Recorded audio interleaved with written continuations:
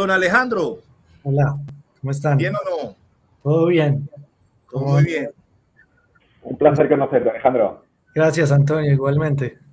No Después de 9 horas, ¿cómo va? Vamos bien, vamos muy entusiasmados. Tu charla es una de las que más ganas le tenía por el tema del forecasting y el tema del SEO para e-commerce, que me parece brutal esa combinación. Entonces, si quieres, le damos y ahorita nos vemos al final. Listo, perfecto. Sí, ¿compartes pantalla, Alejandro? Les voy a compartir en mi pantalla.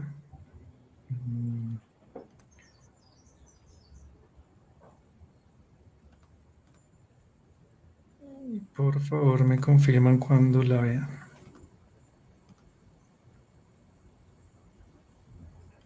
No, todavía no.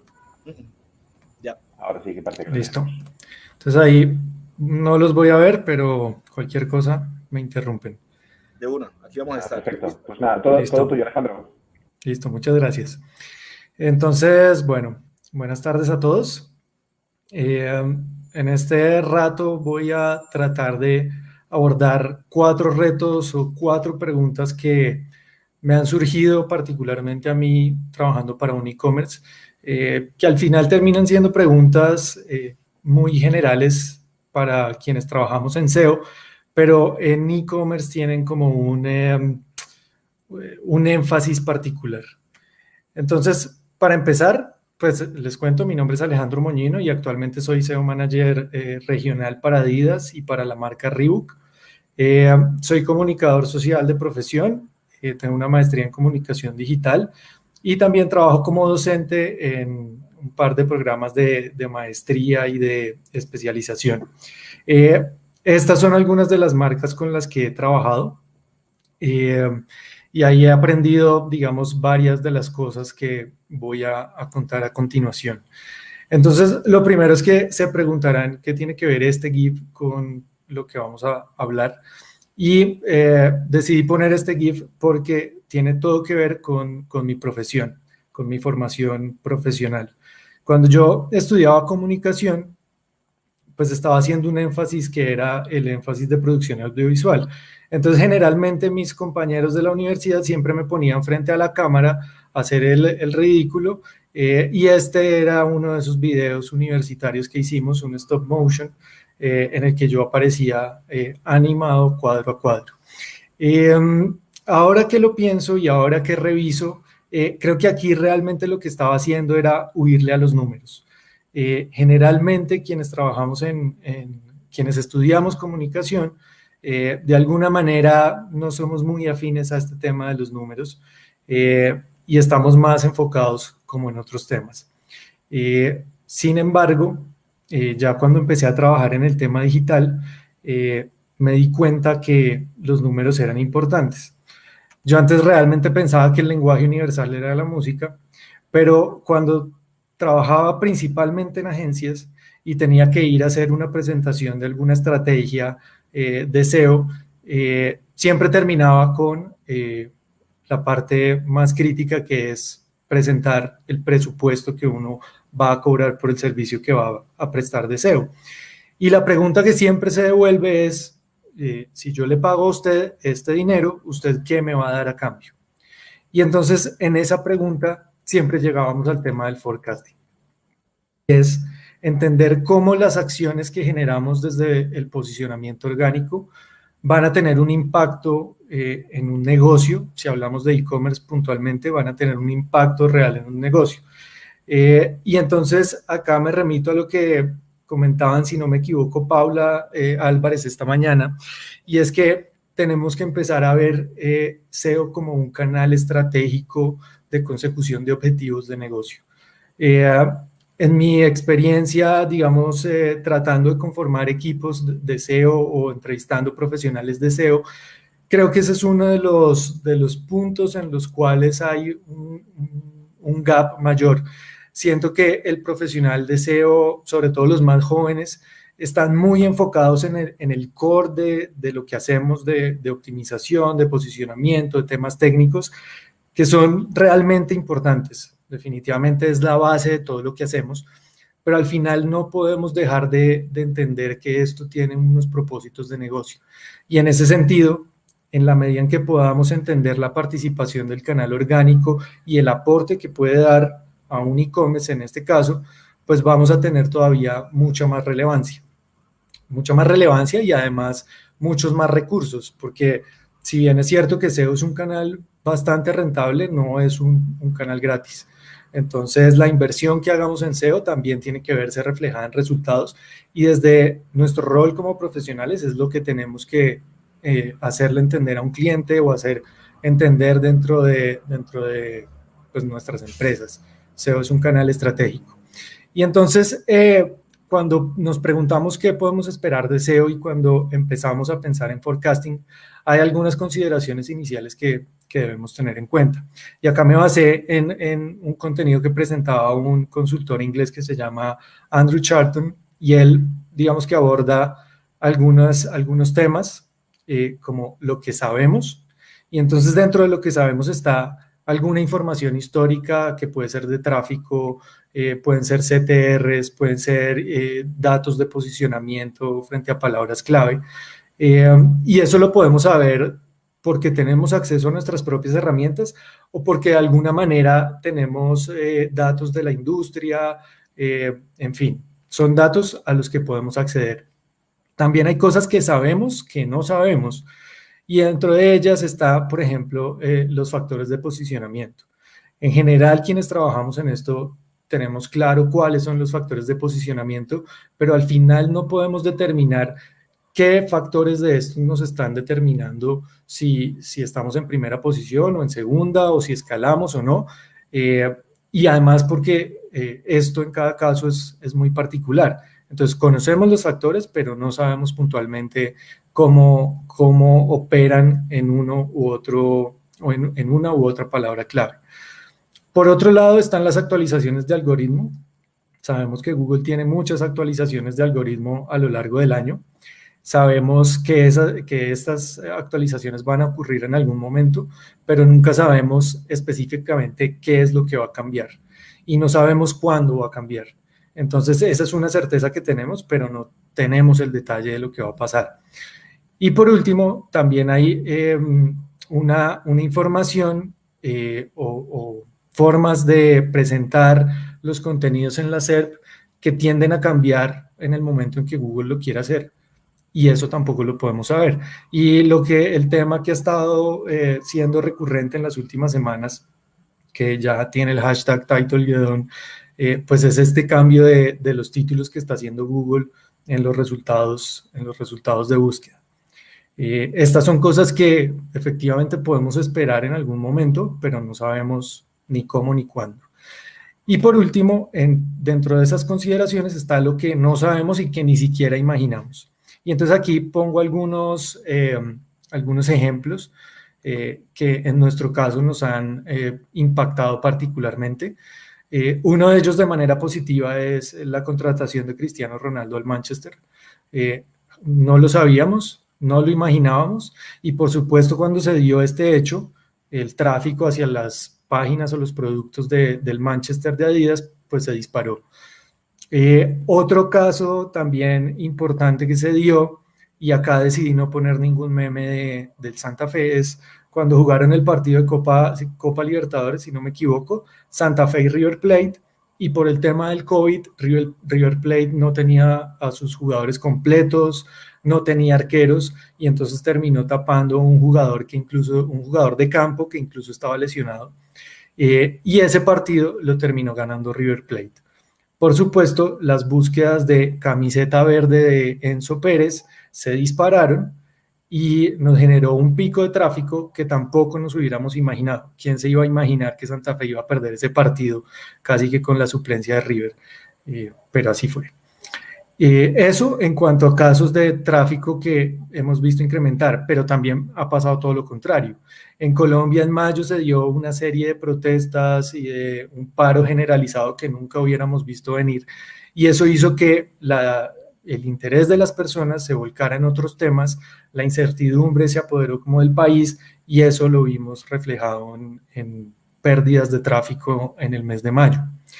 Y por último, pues el tema que durante el último año o más nos ha tenido a todos cambiando nuestro estilo de vida, que ha sido la pandemia y que nos llevó a una cuarentena, y que esto casualmente coincide con el momento en el cual yo entro a Adidas y se va el tráfico orgánico al piso.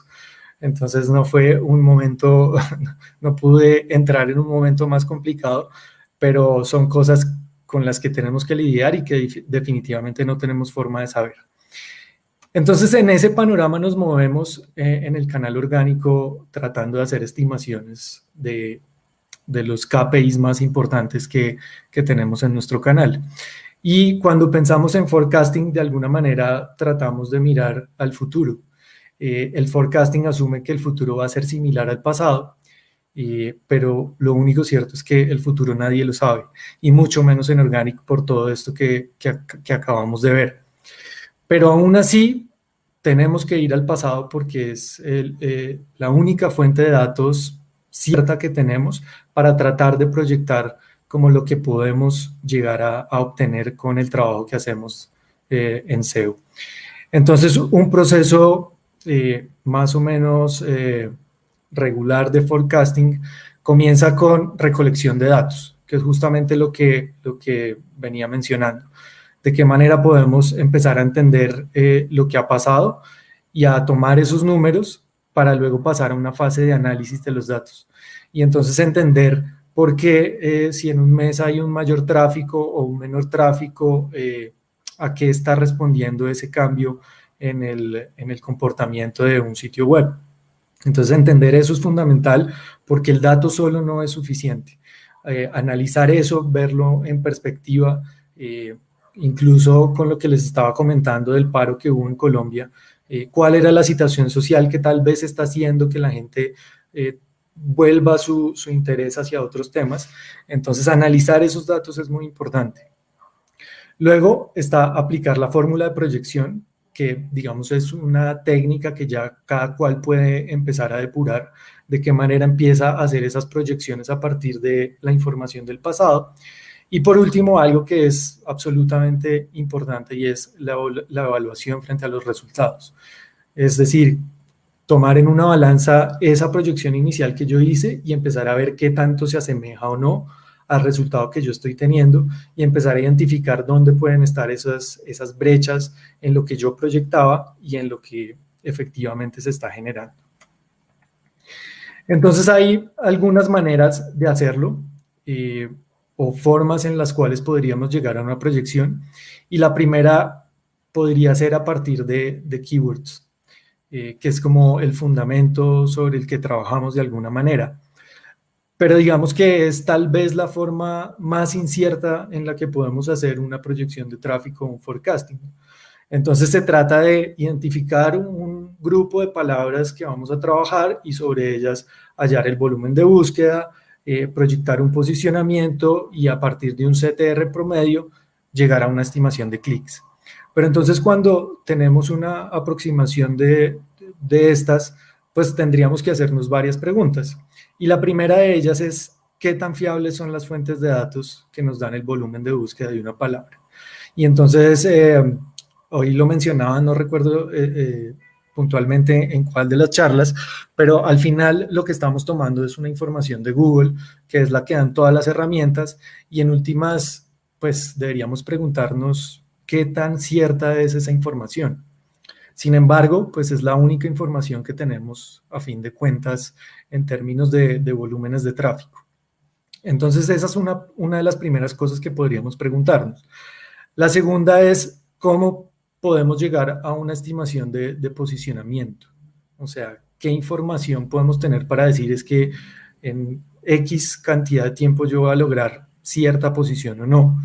Y a partir de esa posición, ¿cómo puede ser un CTR que llegue a obtener por ese posicionamiento? Y ahí otro componente que viene a ser igualmente importante es cómo se comporta el posicionamiento y los CTRs cuando hablamos de palabras de marca versus palabras de categoría. Si yo, por ejemplo, tomo el ejemplo de Adidas y digo, alguien está buscando camisetas rojas Adidas, pues seguramente esa persona va a llegar a mi sitio web porque me está buscando. pero si yo me enfoco en la palabra genérica o en la palabra de categoría camisetas rojas, pues yo como Adidas podré tener un posicionamiento ahí, podré tener una visibilidad, pero nada me garantiza que esa persona que está buscando camisetas rojas va a llegar a mi sitio. Eso hace que el CTR sea bastante menor y en cada caso es muy variable. Entonces, ese es otro punto de variación que es importante tener en cuenta.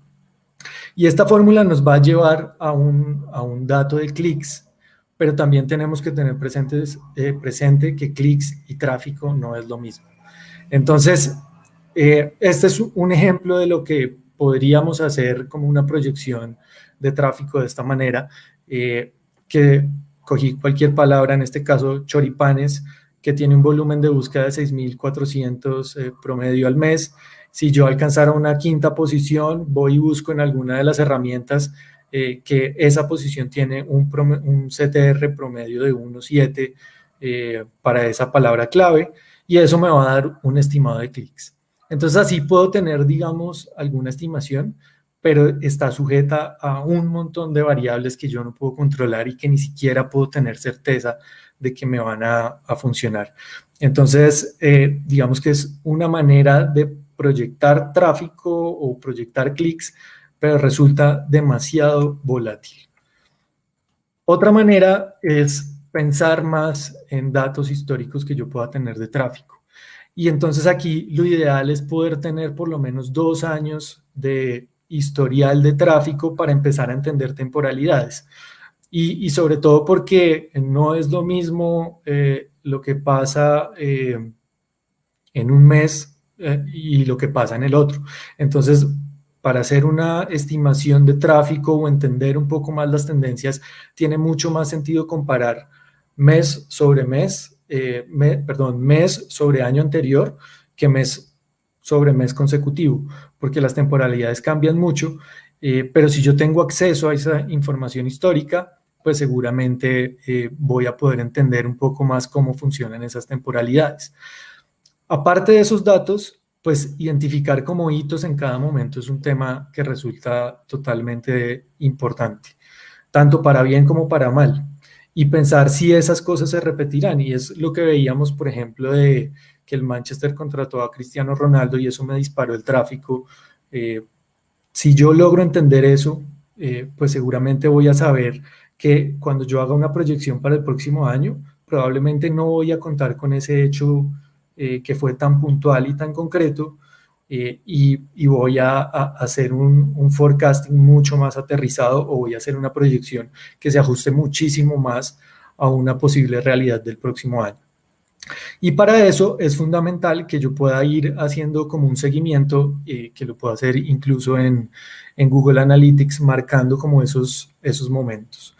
Y estas gráficas que vemos aquí a la izquierda son el ejemplo de Colombia en el día sin IVA, que es más o menos como el GIF que vemos ahí. La gente enloqueció con el día sin IVA, y a pesar de que, por ejemplo, en nuestro caso no es el día de mayores promociones, puede haber días con promociones más interesantes, pero a pesar de eso, la gente se volcó a comprar y no le importó pandemia, no le importó nada, y entonces en nuestro caso vimos crecimientos más o menos del 500% en un periodo estimado entre junio y julio, que cuando vamos a la gráfica de este año en un mismo periodo, pues vemos que no tiene esos picos tan elevados, pues justamente porque no hubo días sin IVA.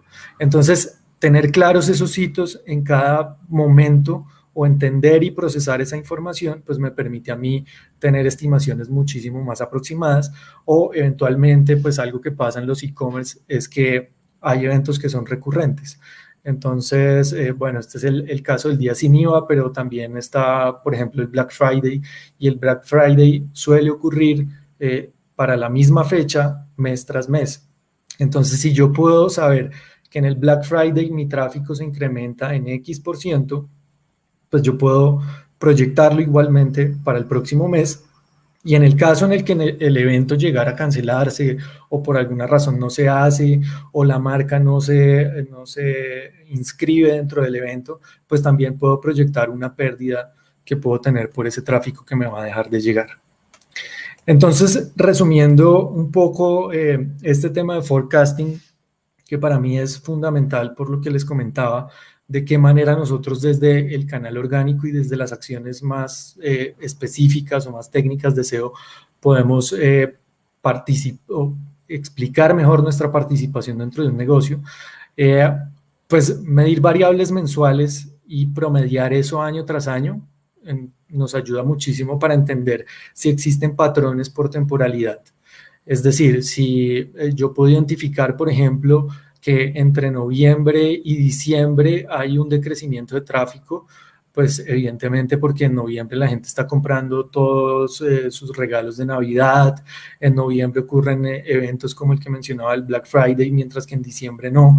Entonces, entender eso es fundamental para poder interpretar las variaciones que suceden año tras año y encontrar más o menos un promedio sobre una base de cosas que no necesariamente dependen de esos hechos eventuales que pasan inesperadamente. Es eso, identificar esos eventos y la variación que me significan en la tendencia. Entonces, lo que les decía, si el día sin IVA el año pasado fue en julio y este año el gobierno decidió que va a ser en octubre, pues entonces eso me va a marcar una diferencia en la proyección que hago tanto en julio como la que voy a hacer en octubre, que se va a hacer el día sin IVA según lo que informan. También es importante en términos ya de SEO medir el balance del tráfico que estoy obteniendo tanto por marca como por categoría y el incremento en la visibilidad que yo estoy teniendo a partir de mi posicionamiento tanto de marca como de categoría. Porque en marca generalmente tiende a ser más fácil que yo me posicione o no, mientras que en categoría la competencia ya es muchísimo más difícil. Y sobre todo de mercado a mercado también suele variar. Entonces, tener esa balanza de cuál es la participación que estoy teniendo también me puede dar unos indicios de cómo puedo empezar a medir si voy a crecer o de pronto no, y equilibrar un poquito la balanza en términos de información. Y otro tema importante es identificar mi participación del canal orgánico dentro de todos los canales que están llevando tráfico a un e-commerce. ¿Cómo es la relación del canal orgánico con otros canales? Porque, por ejemplo, pasa que si hay una campaña de email, pues yo de alguna manera voy a tener un impacto en eso. Porque se está generando una información, se está comunicando un nuevo producto y entonces de alguna manera la gente tiende a empezar a buscar también en Google sobre ese producto. Entonces entender cuál es mi share dentro de todo ese universo de canales de tráfico, pues me permite también tener una visibilidad a la luz de las acciones que puedan estar generando otros canales. Y volviendo un poco al tema del lenguaje universal, pues digamos que yo pensaba que eran los números, pero al final cuando vamos a un e-commerce, el lenguaje universal es la plata, es el dinero. Y entonces sobre eso hay una fórmula, pues que es la fórmula mágica, que es visitas por la conversión, por el AOV o el ticket promedio, que me va a dar una estimación del revenue. Entonces, si yo puedo entender más o menos qué pasa con el tráfico, si puedo entender cuál es la conversión o el promedio de conversión y cuál es el ticket promedio, pues puedo llegar a una estimación del revenue que puedo generar desde mi canal. Y nuevamente, esta es una fórmula que tiene que seguir el mismo proceso de siempre. Recolectar datos, analizarlos, aplicar esas fórmulas de proyección y evaluar la realidad de los números versus la proyección que yo estaba haciendo. Entonces, aquí nuevamente, Organic es un canal muy importante no solo en tráfico, sino en conversión, hablando de un e-commerce, pues, en términos de revenue, pero en otro tipo de sitios web, pues, seguramente va a afectar mucho la conversión, el canal orgánico. Bueno, esto es como el primer punto que me parecía fundamental puntualizarlo y enfatizarlo, pero ya pasando a otros puntos y a otras preguntas que nos hacemos también en el e-commerce, una tiene que ver con el contenido, y el contenido pensado como lo que es relevante en términos de información que yo comunico en mi sitio web Y sobre todo el reto más grande que tenemos en los e-commerce es escalar ese contenido para sitios gigantes.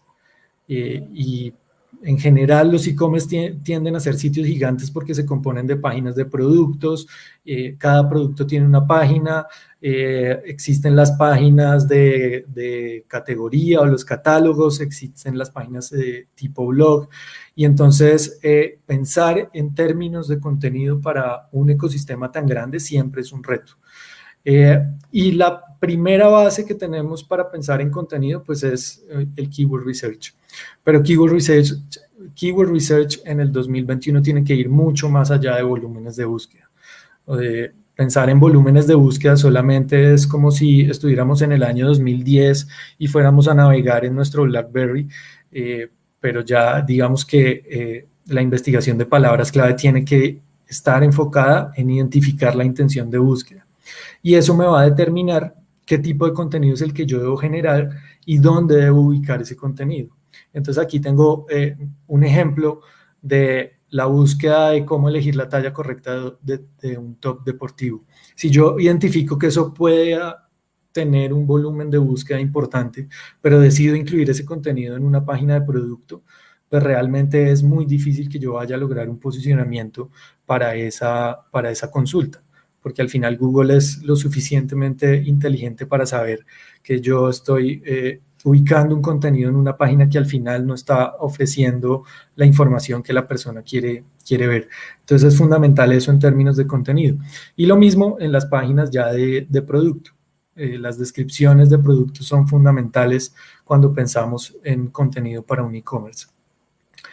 Y otro tema que seguramente es un poco polémico y sobre todo yo me siento un poco traicionero de mi profesión como comunicador social y sobre todo que llegué a SEO a través del contenido, es la automatización de contenido.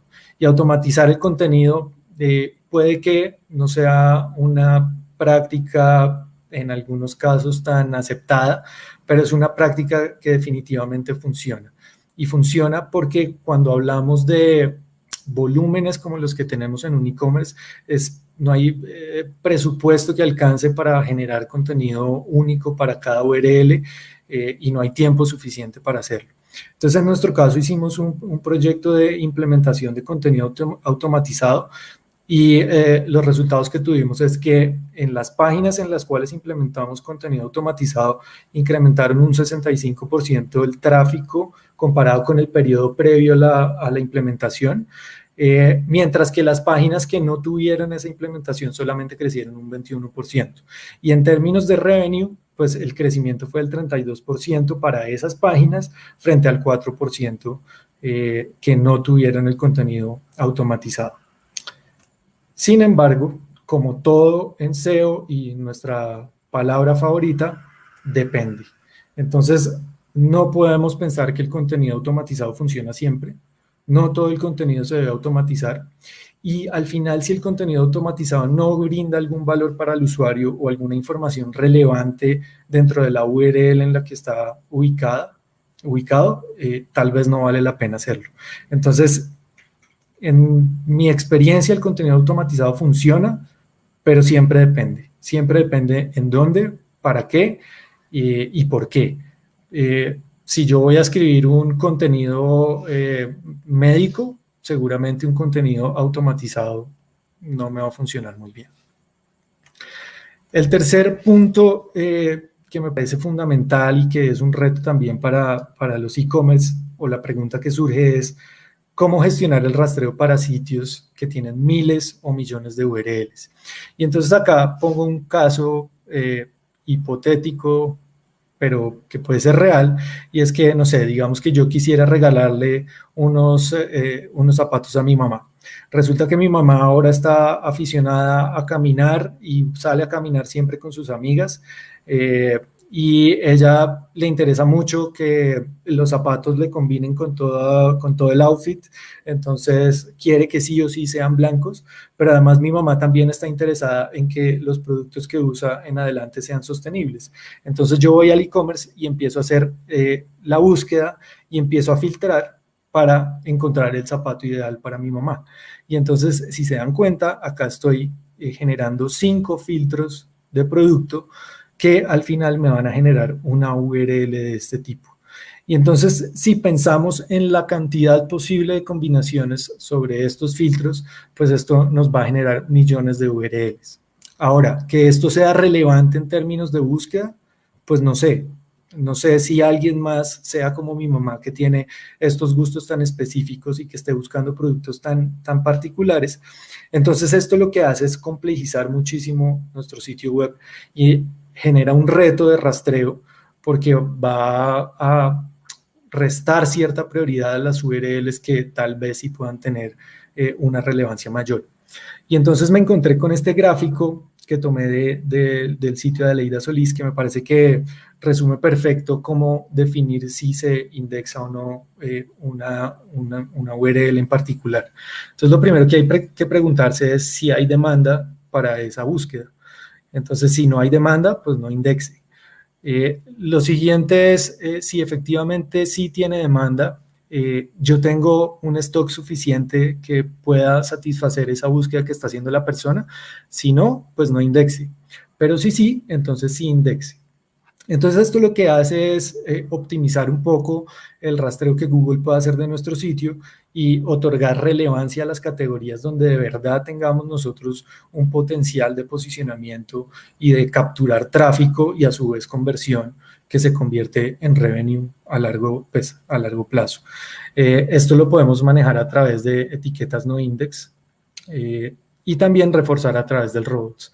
Es importante tener en cuenta que el robots no es como la única solución, sino que idealmente tenemos que usar las etiquetas no index para que efectivamente podamos depurar y orientar y sobre todo optimizar ese presupuesto de rastreo.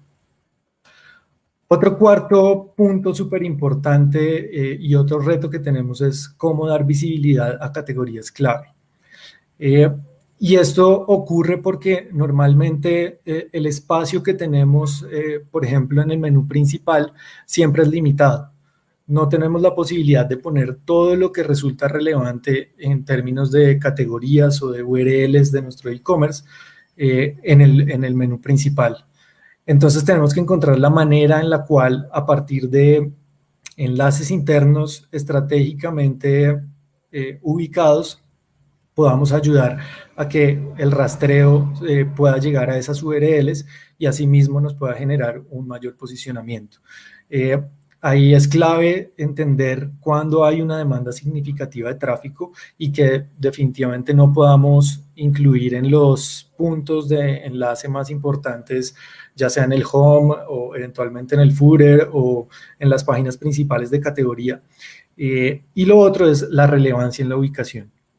Entonces, si yo voy a poner un enlace que tenga que ver con algo de fútbol, pues no debería ponerlo en una página que estoy hablando sobre running o ese tipo de cosas, sino tratar de que sea muy relevante la ubicación de ese enlace.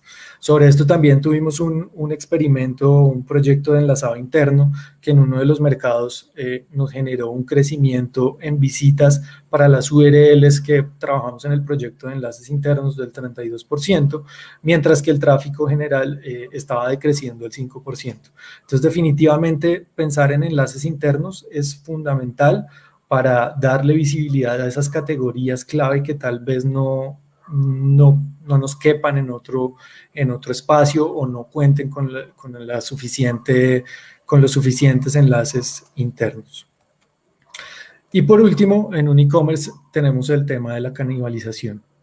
Y el tema de la canibalización tiene que ver con esos conflictos que se generan entre URLs y a veces apuntamos a posicionar una página interna en particular y termina siendo como este personaje que está ahí, que se termina posicionando otra que ni siquiera teníamos casi en el radar. Esto surge por los conflictos en posicionamiento entre páginas de producto y páginas de catálogo. Se me posicionó primero una página de producto y yo lo que quería es que se me posicionara primero una página de catálogo, o entre páginas de producto en sí mismas, o conflictos entre las mismas páginas de categoría. Es decir, si yo tengo productos, no sé, camisetas para ir al gimnasio y camisetas para correr, pues no sé qué tan diferente pueda ser el producto en sí y eventualmente pueda generarme un conflicto si no le estoy dando la información suficiente a Google para que me posicione uno por encima del otro. ¿Y qué podemos hacer cuando esto ocurre?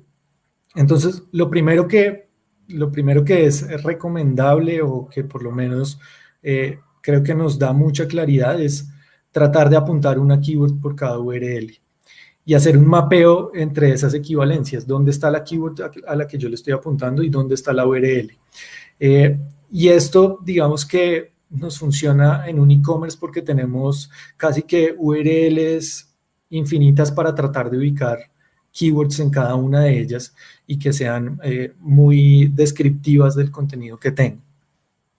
Otra solución que puedo llegar a tener es encontrar nuevas keywords. Algunas keywords de long tail o muy específicas puede que no tengan una demanda o un volumen de búsqueda muy alto, pero cuando empiezo a sumar esas keywords de poco tráfico, digamos, y con mucha relevancia, pues eso ya empieza a significar un incremento importante de tráfico. Otra cosa que puedo hacer es configurar las canonicals, es decir, decirle a Google la página que yo quiero que él me indexe a pesar de que encuentre otra que sea muy parecida. Otra solución que puedo hacer o que puedo generar es etiquetas no index, decirle no quiero que me indexe esta página y que privilegie otra que pueda ser similar. Las redirecciones siempre son también una posibilidad, redireccionar de una URL a otra. Y por último, eventualmente replantear la keyword que estamos usando. Si esa keyword definitivamente no me está funcionando en una URL sino en otra, pues volcar todo ese esfuerzo para esa nueva URL. Entonces, esos eran como los 5 retos principales que, entre muchos otros, pero creo que son retos fundamentales que tenemos en los e-commerce, dada su estructura, dada la importancia que tiene, digamos, la participación de los canales en términos de negocio. Entonces, resumiendo, forecasting para aclarar la participación del canal y cómo puede contribuir en términos de negocio. Segundo, el contenido es súper importante y poder escalar ese contenido para sitios que son enormes. El otro es el presupuesto de rastreo, cómo podemos controlar ese presupuesto de rastreo para priorizar de verdad las páginas que tienen mucho valor. El enlazado interno es fundamental para dar a conocer esas categorías que puedan estar ocultas. Y por último, gestionar la canibalización. Eso es fundamental porque en e-commerce tenemos cientos de URLs. Y bueno, eso sería lo que tenía para compartirles hoy.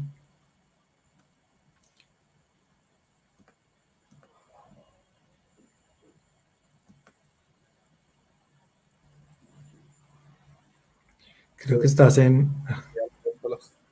Estaba mute. Oye, me ha encantado esta presentación, sobre todo enfocada al e-commerce. Yo soy un amante del e-commerce. En la agencia trabajamos mucho el e-commerce, grandes e-commerce, medianos, pequeñitos, depende de la rentabilidad, pero es cierto que sí que hay que tener sobre todo experiencia, ¿no? Y me gusta mucho eso, lo que decías de que no se puede tampoco planificar muchas veces porque los eventos no se repiten y esto tenemos que lidiar con ellos año tras año, ¿no? Por ejemplo, el año pasado tuvimos la experiencia de la pandemia que no se repite este año y el agosto del año pasado fue totalmente distinto al agosto de este año, evidentemente. Total, hay cosas que son definitivamente incontrolables. Por ejemplo, en Perú, el tema de las elecciones políticas también generó un impacto y, o sea, ¿cómo podemos lidiar con eso? Es imposible proyectarlo, o sea, simplemente ocurre y lo que sí es muy importante es hacer un seguimiento muy preciso del contexto en general, porque a veces si nos quedamos en el dato del número, pues vemos un decrecimiento de tráfico, pero al final lo que está pasando es que la demanda está cayendo por alguna razón muy ajena incluso al negocio mismo. Entonces, entender esos números en contexto al final es lo que resulta más importante. Oye, y una duda, a modo de curiosidad, me parece curioso, un tanto, el que, por ejemplo, con Cristiano Ronaldo lo pongas de manifiesto y que haya sucedido así, y que sirva para vender muchas más camisetas. Yo creo que se venden muchas camisetas del Manchester, pero por ejemplo no has dicho nada de Messi con la selección argentina, con la Copa América, por ejemplo, que ha sido este año también, y no sé exactamente si eso es un caso que ya hay costumbre que sucede con la camiseta de Argentina, o que todo el mundo ya tiene la camiseta de Argentina, y por ejemplo con el caso de Cristiano Ronaldo no pasa, ¿no? Pues lo que pasa es que, digamos, cuando hablamos de camisetas de selecciones, por ejemplo, siempre que hay un partido de la Selección Colombia y empieza a ganar, por ejemplo, en la última jornada de eliminatorias, siempre empezamos a ver una tendencia creciente en las camisetas de la Selección Colombia. Lo mismo con Messi o la camiseta de Argentina, puntualmente. Argentina gana la Copa América. Madrid, o con... Exacto, y por supuesto la tendencia empieza a incrementar, pero es que con Cristiano Ronaldo es como un golpe de un día que dicen Cristiano Ronaldo se va al Manchester y eso se dispara de una manera que uno no se hubiera esperado. De alguna manera esperamos algunos cambios de tráfico, por ejemplo, cuando hay partidos de las elecciones, hay fecha eliminatoria, siempre se ve un cambio en esa tendencia, pero cuando son noticias así o cosas inesperadas, son picos muy, muy marcados. Para que te hagas una idea, en social media, creo que nunca en la historia del social media la noticia de una persona había impactado tanto la cuenta de una empresa, y fue en el caso de Messi y de Ronaldo. Como impactaron los dos a sus equipos, a sus actuales equipos, fue impresionante. Tanto hacia arriba por el lado del Manchester y del Paris Saint-Germain, como hacia abajo del lado del Barcelona y de la Juventus. Yo creo que nunca había pasado. No, pues tiene que ser impresionante. Y una maldad, Alejandro, bueno, maldad, curiosidad, guerrilla, como queramos llamarlo, recuerda que el PSG en su momento vestía con camiseta de Adidas cuando estaba Ronaldinho Gaucho, etcétera, etcétera. Sí, bueno, Ronaldinho. Y no se os... Y claro, Messi ha tenido siempre el problema de que él es patrocinado por Adidas, pero los equipos que ha estado son de Nike, como el FC Barcelona o ahora el PSG, ¿no? Se ha tenido la idea remota, desde Adidas, de empezar a trabajar o a sacar ediciones de camisetas del PSG de Adidas de la época de Ronaldinho, etcétera, etcétera, o esas cosas no se pueden hacer, y si desde el SEO podría ser rentable, desde el punto de vista de marca. Sí, desde SEO yo no tengo duda que eso podría funcionar muy bien, porque es que son figuras tan mediáticas y son cosas que despiertan tanto interés que seguramente a nosotros nos dispararían el tráfico de una forma impresionante. Pero al final, digamos que esas negociaciones, pues la verdad yo soy muy ajeno como a esa información, no sé cómo funcionan exactamente, pero entiendo que seguramente si el Paris Saint-Germain ahorita está con Nike, será imposible que Adidas pueda hacer algo, así sea del pasado, será imposible. O sea, eso es impensable. Mira, hay una pregunta de Sebastián Penagos, sí, Penagos, es que no sabía si lo había leído bien, que dice así, en e-commerce, ¿qué tanto se debería crear páginas con contenido que satisfaga múltiples intenciones de búsqueda, tipo categorías, subcategorías, que también destacan contenidos informativos?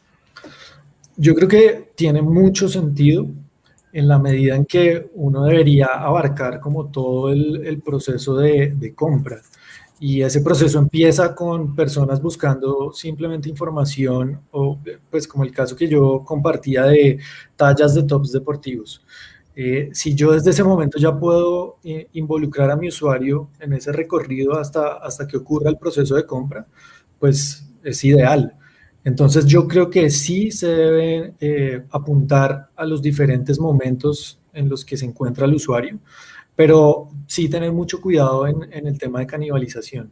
Entonces, al momento, por ejemplo, de generar un contenido tipo blog, que sea un contenido muy informativo, que la intención de búsqueda responda muy bien a lo que la persona quiere encontrar, y asimismo las páginas ya mucho más comerciales, que sea el momento en el cual la persona ya es que quiere conocer un producto puntualmente, más allá de informarse previamente sobre el producto. Entonces, yo creo que sí tiene todo el sentido, pero es como ubicar cada cosa en el formato de contenido que sea mejor para el usuario en últimas. Claro, pero en el caso este que pregunta Sebastián, lo que pregunta es si podemos utilizar contenido informativo dentro de las categorías o subcategorías. En este caso, lo que tú hablas es de utilizar contenido informativo en el blog, que yo estoy totalmente de acuerdo con hacerlo así y poder transaccionar a categorías y subcategorías. Es más, John Mueller en su momento dijo que hay que llevar mucho cuidado con poner contenido informativo en las categorías porque al final Google no lo va a mostrar para intenciones Exacto. de búsqueda transaccionales, evidentemente, ¿no? Las do o device action. Pero, Y la respuesta más fácil para eso es hacer la búsqueda en Google. O sea, cuando yo busco, eso ¿qué me es. está mostrando? Entonces, si lo que me está mostrando es contenido tipo blog, pues tiene sentido que yo trate de involucrar ese contenido en una página de producto. Pues lo puedo hacer, obviamente, pero ¿me va a posicionar? Lo más probable es que no. Sí que es cierto que hay un tipo de palabras clave que se llaman ambivalentes, que son palabras clave que significan dos cosas al mismo tiempo y además algunas tienen dos intenciones de búsqueda al mismo tiempo. Y hay palabras clave ambivalentes en que Google te muestra las dos intenciones de búsqueda al mismo tiempo. Tú pones, por ejemplo, un banco, la Caixa, y a lo mejor te muestra el visiting person y te muestra el website, ¿no? El tipo de búsqueda. Es difícil tener el tipo de búsqueda transaccional y el tipo de búsqueda informativa en una misma palabra clave. Pero hay 6 tipos de intenciones de búsqueda. Yo os animo a que la sigáis en los guidelines de Quality Reuters o en muchos por ahí que comparten un montón de contenido. Una última pregunta, Antonio, que está ahí en el chat, que fue como un malentendido del tema de la indexación de productos que puede generar más tráfico. Estabas ahí como en la mitad de la charla, Alejo. No se trata de no indexar productos que yo quiero vender. Evidentemente, pues si yo veo que hay algo que es relevante en términos de búsqueda, debo indexarlo. A lo que me refiero es que hay muchas URLs que se empiezan a generar, por ejemplo, por filtros que tienen los e-commerce, que era justo lo que mostraba. Si yo quiero encontrar zapatos blancos para correr de mujer talla 8, o sea, cosas tan específicas que al final no me van a dar un valor en términos de búsqueda porque nadie va a buscar eso, pues yo no debería desgastarme indexándolo. Evidentemente, si yo soy usuario y entro al sitio a buscarlo, lo voy a encontrar. Pero desde Google no tiene sentido que yo lo indexe porque no es una búsqueda que está haciendo al final nadie y lo que sí está haciendo es desgastando el proceso de rastreo, el presupuesto de rastreo en últimas. Entonces tengo que tratar de priorizar lo que efectivamente me va a llevar tráfico desde el buscador, desde Google. De acuerdo. Hay una duda en Twitter y en el chat, Alejo, y es si les vas a compartir la charla. Sí, claro. Me escriben. Yo les compartí tu Twitter y les dije que por ahí la ibas a publicar, entonces apenas la publique la retuiteamos todos los que estamos en este cuento. Claro, claro que sí. Listo. Alejo, muchas gracias, me encantó. Yo te dije, el tema de forecasting a mí me parece muy difícil en un sitio como el tuyo, por ejemplo, que tiene tantos picos que uno no controla. Entonces, por eso estaba muy entusiasmado y me gustó mucho. Muchas gracias. Bueno, no, a ustedes por la invitación y por el evento que ha estado buenísimo. Chao, Alejo. Chao, muchas gracias. Hasta luego. Chao.